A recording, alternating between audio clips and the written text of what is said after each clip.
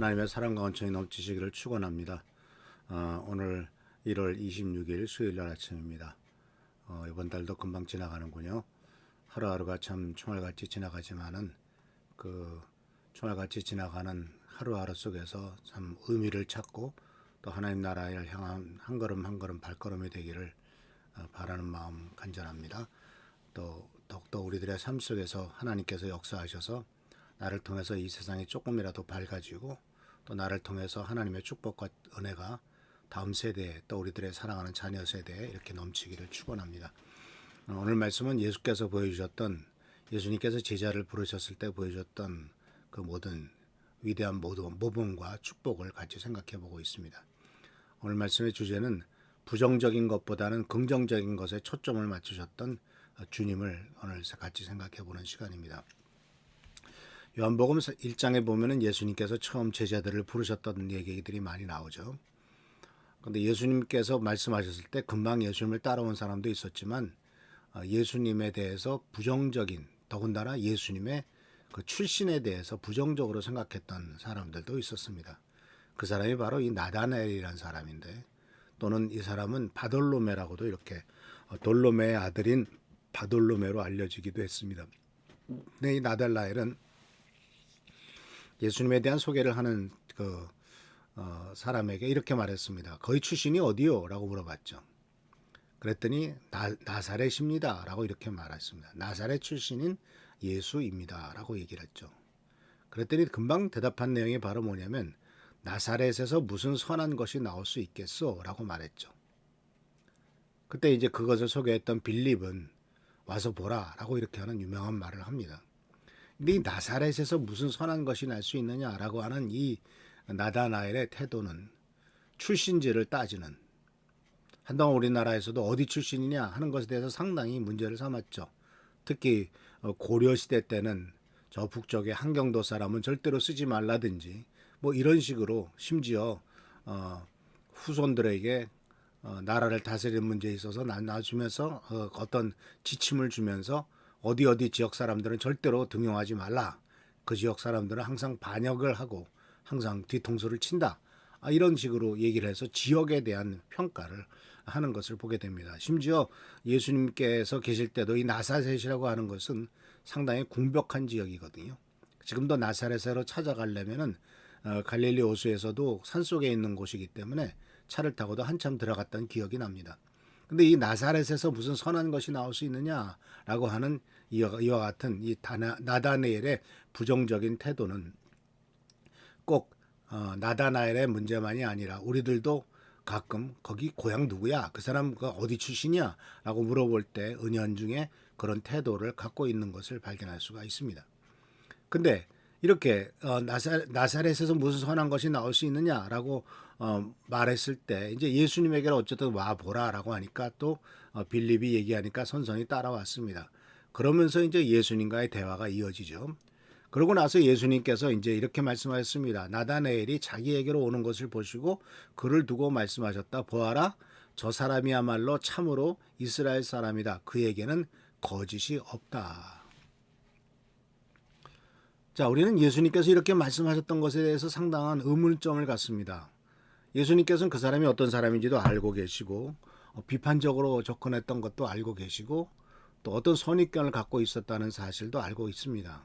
그런데 예수님께서는 그를 뭐라고 표현하고 있냐면 이는 참된 이스라엘 사람이다 라고 하는 것을 말하고 있는 것을 보게 됩니다. 이것은 바로 그 탄생이나 또는 그 이름에 따라서 한 것이 아니라 어떤 하나님의 영을 갖고 있고 또 그 안에 진실함이 있다라는 것을 말씀하고 있는 것이겠죠. 예수님께서는 좋은 점을 찾으셨습니다. 나다나엘이 나사렛의 출신을 문제로 삼는 그 같은 태도보다도 나다나엘의 문제점보다도 주님은 더 좋은 점을 찾으셨다라는 것을 발견할 수가 있습니다. 그래서 예수님께서 이렇게 말씀하셨죠. 그에게는 거짓이 없다. 그러니까 그는 속이지 않는다라는 말입니다. 그러니까 이거 거꾸로 말하면 조금 비난하는, 그러니까 나사렛에서 무슨 선한 것이 나올 수 있느냐라고 이런 비난 섞인 태도를 말하는 것 자체를 가지고 참 그 사람 정직하다라고 말한 거예요. 그렇게 솔직히 말한 것에 대해서 정직하다라고 말하는 것이죠.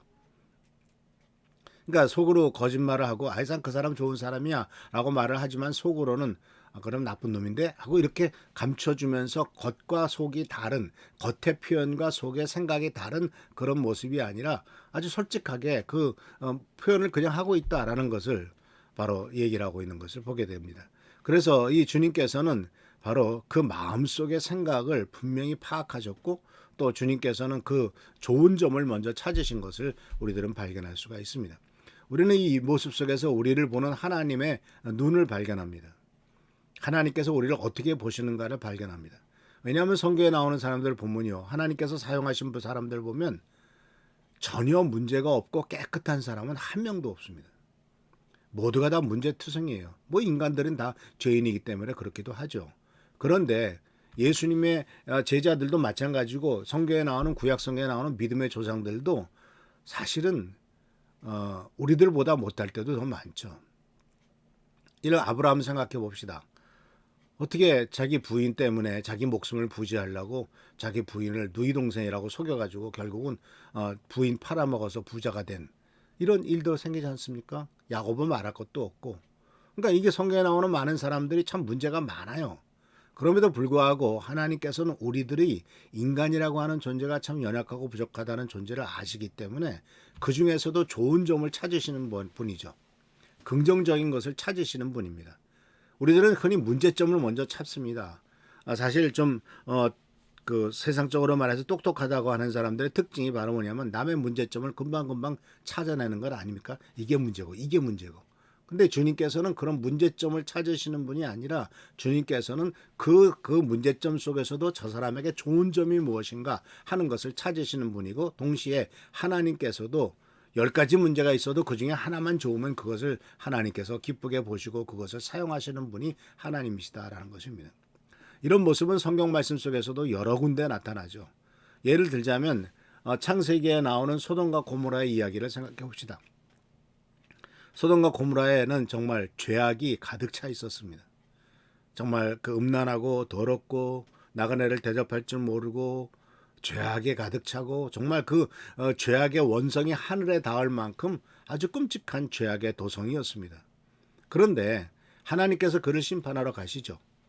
근데 그것을 이제 아브라함이 중간에서 하나님을 대접하다가 아브라함과의 대화 속에서 아브라함이 이제 하나님께서 소돔과 고모라를 멸망시키러 가는 것을 알고 하나님 앞에 이제 읍소를 하죠. 간청을 하죠. 그러면서 우리가 알다시피 의인을 시작해서 의인 50명만 있으면 해서 시작해서 10명까지 줄이지 않습니까? 그러니까 우리는 여기서 뭘 발견하게 되냐면 하나님은 바로 죄인의 많음을 따지지 않고 의인이 얼마가 있느냐를 더 따지는 분이죠. 그래서 마지막 10명에 대해서도 주님이 뭐라고 말씀했어요? 창세기 18장 32절에서 아브라함이 또 아뢰었다. 주님 노하지 마시고 제가 한 번만 더 말씀드리게 허락해 주시기 바랍니다. 거기서 10명만 찾으시면 어떻게 하시겠습니까? 주님께서 대답하셨다. 10명을 보아서라도 내가 그 성을 멸하지 않겠다. 중요한 것은 그 많은 죄인이 아니라 그 중에 10명의 의인을 봤다라고 하는 것은 아무리 많은 죄인이 있다 할지라도 그 중에 선한 사람을 몇 사람이라도 찾으면 그 사람을 위해서라도 나머지를 불쌍히 여기겠다라고 하는 이 하나님의 뜻. 그러니까 많은 부족한 점, 문제점, 죄악 이런 것들이 많다 할지라도 그 중에 좋은 점이 있으면 그것을 찾아서 하나님이 기쁘게 쓰시겠다라고 하는 뜻을 우리들은 이 소돔과 고모라의 사건 속에서도 발견할 수 있지 않습니까? 근데 이것은 나중에 예레미야 5장 1절로 가면요. 참 주님께서 이렇게 말씀하십니다. 예루살렘에 사는 사람들아 예루살렘의 모든 거리를 두루 돌아다니고 둘러보아 찾아보아라. 예루살렘의 모든 광장을 샅샅이 뒤져보아라. 너희가 그곳에서 바르게 일하고 진실하게 살려고 하는 사람을 하나라도 찾는다면 내가 이 도성을 용서하겠다.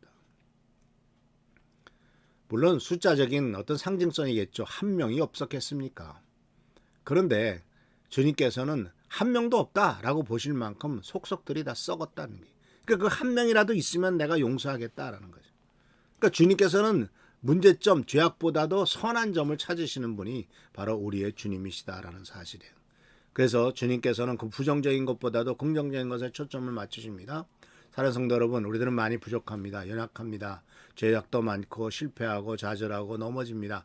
그러나 주님은 우리 속에 있는 좋은 점을 찾으신다는 사실을 믿고 그것을 의지하시기 바랍니다. 나에게 있어서 그 작은 좋은 점이라도 하나님이 기뻐하시며 그것을 통해서 역사하시기를 원하시는 분이라는 사실을 기억하면서 스스로에 대해서 너무 절망하거나 좌절하지 마시고 주님께서는 그러 속에서도 나의 좋은 점을 찾으시는 분이다라는 사실을 생각하면서 이 좋은 은혜 가운데 승리하는 우리 귀한 성도들 되시기를 축원합니다. 기도하겠습니다. 우리의 삶 속에서 부정적인 것보다도 긍정적인 것 하나라도 찾으시는 주님께 감사를 드립니다. 우리 사랑하는 성도님들을 축복하여 주시고 은혜 가운데서 이 모든 것들을 이뤄나가는 데 부족함이 없도록 은총을 베풀어 주옵소서. 하나님께 감사를 드리옵고 우리들의 삶이 더욱더 주님 앞에 세워져가며 발전해 나가는 삶이 되도록 축복하옵소서. 예수 그리스도의 이름으로 축복하며 간절히 기도하옵나이다. 아멘. 오늘도 하나님께서 함께 하시고 축복하시는 귀한 하루가 되고 승리하는 하루가 되기를 축원합니다. 할렐루야. 감사합니다.